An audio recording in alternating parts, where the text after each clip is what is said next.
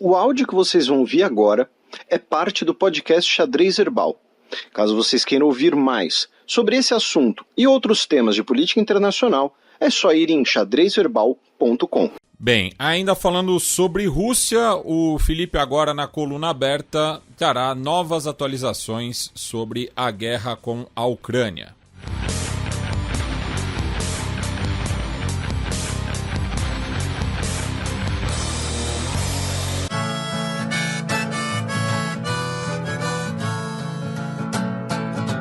Coluna aberta. Bem, pessoal, nós temos 3 notícias principais essa semana em relação à guerra, né, na Ucrânia e outras 4 notícias, né, relacionadas, 4 notícias menores, digamos assim. Né? É claro que se a gente fosse fazer um programa inteiro sobre a guerra, daria para achar várias outras coisas, mas o de principal, né, que ocorreu essa semana é isso. Começando pelo fato de que no início da semana, no dia 18, na segunda-feira, as forças russas iniciaram, né, o que o governo ucraniano chamou de Batalha pelo Donbas. Né? Iniciou uma ofensiva renovada, especialmente no leste da Ucrânia, mas também atingindo alvos em outras cidades ucranianas. Inclusive nós tivemos na cidade de Lviv, né, que fica, é a principal cidade do oeste da Ucrânia, perto da fronteira com a Polônia, sendo atingida por mísseis russos, inclusive com vítimas civis, e foram realizados 16 ataques aéreos e com mísseis na noite do dia 18, além do início dessa ofensiva. Tá? Segundo analistas de inteligência, segundo as indicações ali da distribuição de forças russas, o que os russos pretendem nessa ofensiva pelo Donbas é uma ofensiva no sentido norte-sul e uma ofensiva no sentido sul-norte, para então criar um bolsão, para cercar as principais tropas ucranianas que estão no leste do país, defendendo a região do Donbas. Tá? Então, principal notícia, dia 18, início dessa ofensiva renovada no leste da Ucrânia. Aí, 2 dias atrás, no dia 20, nós tivemos uma reunião, entre aspas, né, entre o presidente da Rússia, Vladimir Putin, e o seu ministro da Defesa, o Sergei Shoigu, que foi televisionada. Né? Eu digo reunião entre aspas porque ali claramente era uma operação de relações públicas. Né? Não era uma reunião autêntica sendo televisionada. Era uma coisa quase ensaiada. E nessa reunião, o Sergei Shoigu anunciou a libertação de Mariupol, né, a cidade portuária de Mariupol, o principal porto ucraniano a leste da Crimeia, o principal porto no Mar de Azov, é o local de nascimento, inclusive, né, do Batalhão Azov, a mais conhecida unidade neonazista ucraniana. E o Sergei Shoigu então anunciou a libertação de Mariupol. Né? Mariupol estava cercada e em batalhas já tem semana. Só que tem um detalhe. Né, que é o seguinte, na reunião, o Putin falou que tem uma tentativa de tomar a região da siderúrgica de Azovstal seria imprática, seria impraticável, então ele ordenou que a região seja cercada para que nenhuma mosca consiga passar. Então o que isso quer dizer? Que a Rússia anunciou que libertamos Mariupol, mas ainda tem dentro de Mariupol um bastião de forças ucranianas.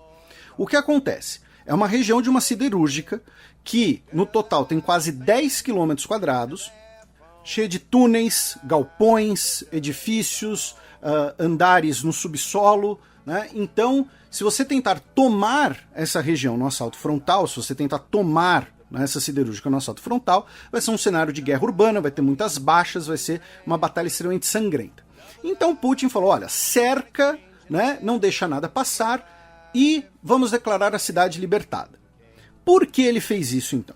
Tem 3 motivos que a gente pode analisar e especular. Um deles é justamente para evitar um número maior ainda de baixas, porque são cerca de se especula, né, cerca de 2.000 ucranianos concentrados na região da siderúrgica.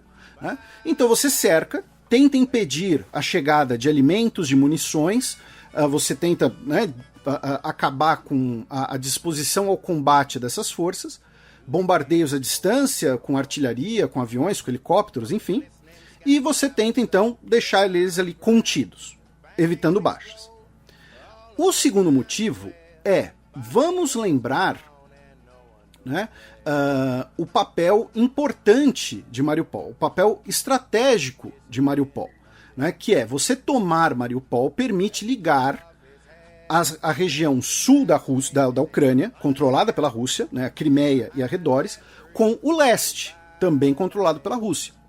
Então Mariupol era o gancho que permite essa conexão. Então ao falar, olha, deixa esse pessoal para lá, só cerca eles e vamos seguir com as atividades, permite então que as forças que estavam participando da Batalha de Mariupol sejam mas rapidamente redistribuídas para outras regiões do fronte de batalha, onde elas vão poder ter maior utilidade do que tentar tomar uma cidade até o último homem. Né, já que os ucranianos prometem uma defesa até o último homem, inclusive com vídeos no Telegram e tal, dizendo que, olha, as imagens dos mortos em Bucha mostram que nós devemos resistir, porque não adianta se render, porque se a gente se render nós vamos ser torturados, executados. Tá? Eles dizem isso nos vídeos. Então, você fala, ó, cerca eles, em vez de uma batalha sangrenta, e pela localização de Mariupol, essas forças podem rapidamente ter outra utilidade. E o terceiro motivo, que é interessante também de citar, é que você mantém esses defensores cercados, né, como uma moeda de barganha, num processo de negociação por fim da guerra, num processo para troca de prisioneiros. Então olha só, a gente pode evacuar Mariupol, né? Eles vão ter que se desarmar, vão ter que entregar as armas, mas a gente pode evacuar Mariupol em troca de tal coisa, em troca de prisioneiros nossos, em troca de tal concessão. Enfim, serve também como uma moeda de barganha no processo de negociação. Claro que quando você faz isso, você vai sempre tentar expressar isso como um gesto de boa vontade, né? Então olha só como eu sou legal. Eu estou deixando eles lá quietinhos, vivos. Mas no fundo é um interesse, é uma possível vantagem. Então, você ter uma batalha sangrenta, inclusive, seria contraproducente para o próprio processo de negociação. Né? Você não tem como negociar enquanto você tem soldados seus tentando resistir até o último homem. Né? Então, surge ali a ideia de heróis, de mártires, batalha sangrenta, muitas baixas, né? Desejo de revanche, desejo de represálias. Então, você fala, ó, cerca eles e deixa eles lá. É uma maneira também de falar, olha, Ucrânia, a gente pode evacuar aqui os 2.000 que estão na região da siderúrgica de Azovstal. O que vocês podem dar em troca? Né? Então, isso também é interessante. E a terceira notícia de hoje, tá? Sexta-feira, dia 22, em que o Rustam Minekaev, tá? Que é o comandante do Distrito Militar Central da Rússia, ele participou de um fórum com integrantes, com gestores da indústria de defesa russa, tá? Afirmando que um possível objetivo da Rússia numa nova fase da guerra seria garantir todo o território sul da Ucrânia, ligando desde a Rússia, né, território russo, passando pelo Donbas, passando pelo sul da Ucrânia, pela Crimeia, pela região de Odessa, né, Odessa é o principal porto ucraniano a oeste da Crimeia, e até a Transnistria, dentro de Moldova, né, que é uma região controlada pró-Rússia, com forças russas, mas dentro de Moldova, que a gente já explicou aqui.